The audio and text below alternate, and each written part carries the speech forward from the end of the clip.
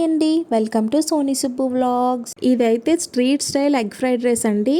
ఎలా చేయాలో చూసేసుకుందాం. ఫస్ట్ అయితే ప్యాన్ని హీట్ చేసుకొని దాంట్లో కొంచెం ఆయిల్ ఎక్కువే పోసుకోండి.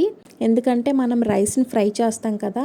ఎక్కువ అంటే బాగా ఎక్కువ కాదు, మీకు సరిపడినంత పోసుకొని దాంట్లో ఎగ్స్ అయితే పగలగొట్టేసి వేసేయండి.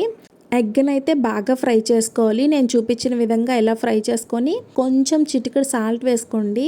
ఆ సాల్ట్ కరిగేంత వరకు కొంచెం మళ్ళీ బాగా ఫ్రై చేసుకోండి.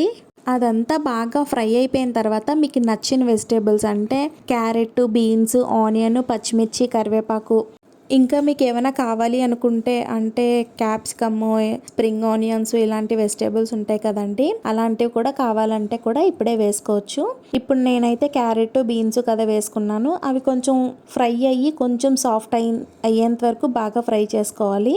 మనకి ఆనియన్ కొంచెం సాఫ్ట్ అయితే మనకి వెజిటేబుల్స్ కూడా ఆటోమేటిక్గా కొంచెం సాఫ్ట్ అయిపోతాయి. ఇలా వెజిటేబుల్స్ కూడా ఫ్రై అయ్యేటప్పుడు ఇంకొంచెం సాల్ట్ వేసుకోండి. మనకి వెజిటేబుల్స్ కూడా మరి కొంచెం సాల్ట్ పట్టాలి కదా. ఇవన్నీ వెజిటేబుల్స్ అన్నీ బాగా ఫ్రై అయిపోయిన తర్వాత మనకి రైస్ ఉంటుంది కదండి, రైస్ని వండుకొని చల్లారించుకోండి. చల్లారబెట్టుకుంటేనే మనకి రైస్ పొడి పొడిగా వస్తుంది అనమాట.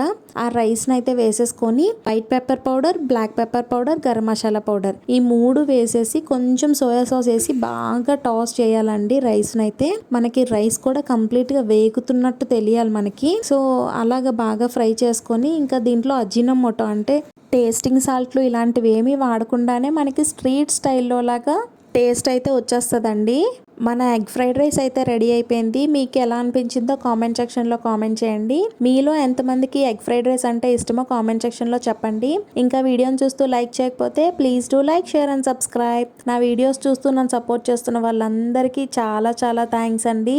మళ్ళీ చెప్తున్నాను, మనకి ఏ ఫ్రైడ్ రైస్ చేసుకున్నా చల్లారిన అన్నంతోనైతేనే పొడి పొడిగా వస్తుందండి. Bye bye.